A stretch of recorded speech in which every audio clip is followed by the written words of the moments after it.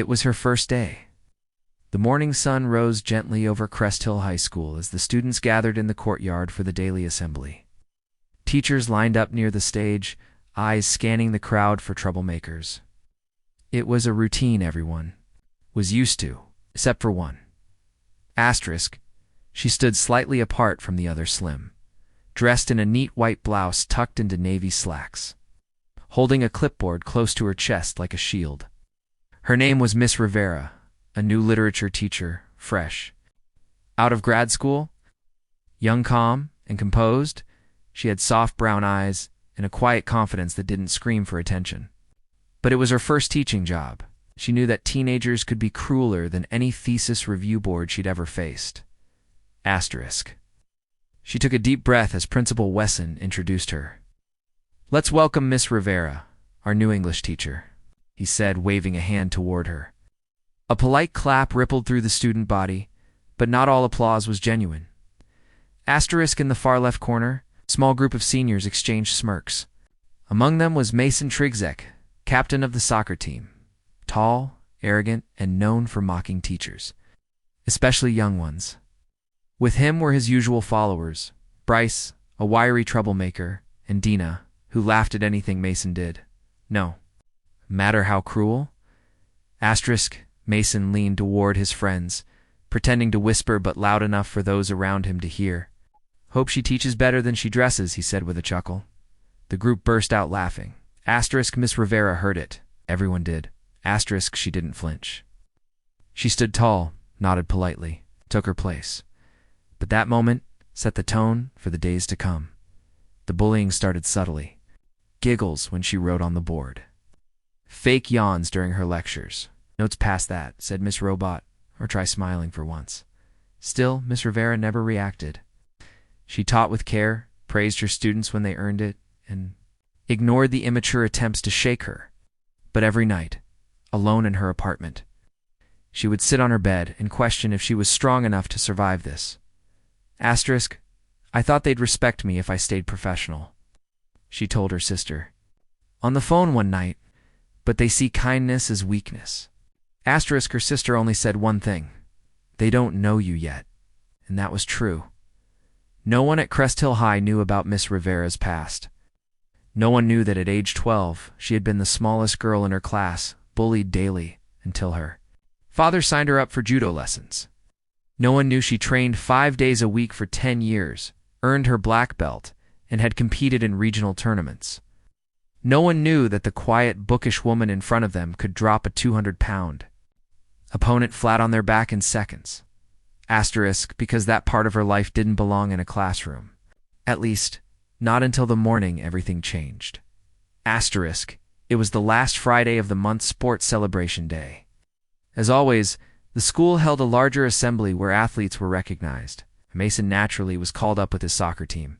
He sauntered onto the stage like it was a fashion show, receiving cheers from the same crowd that once mocked Miss Rivera. Asterisk. Principal Wesson congratulated the team and then invited Miss Rivera to hand out certificates. She stepped up politely, offering Mason his with a small smile. Asterisk. He looked at it, smirked, and said into the microphone, "Thanks, miss.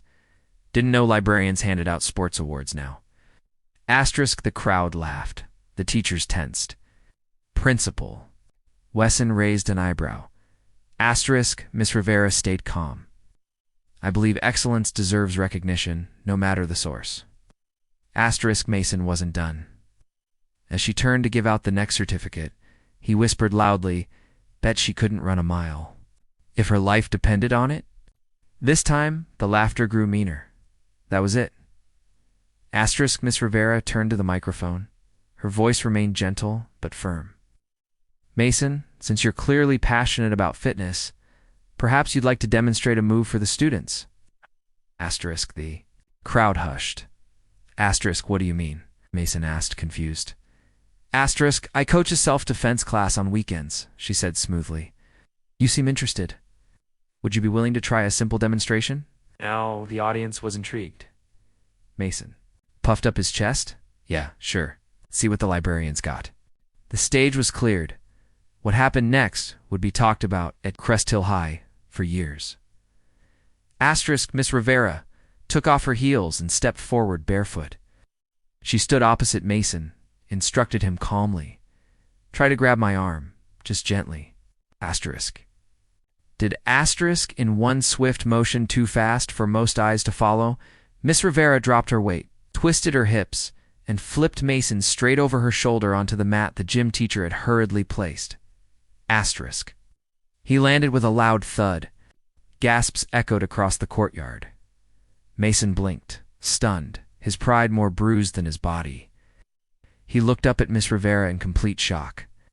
She offered her hand and helped him up, smiling politely. The crowd erupted.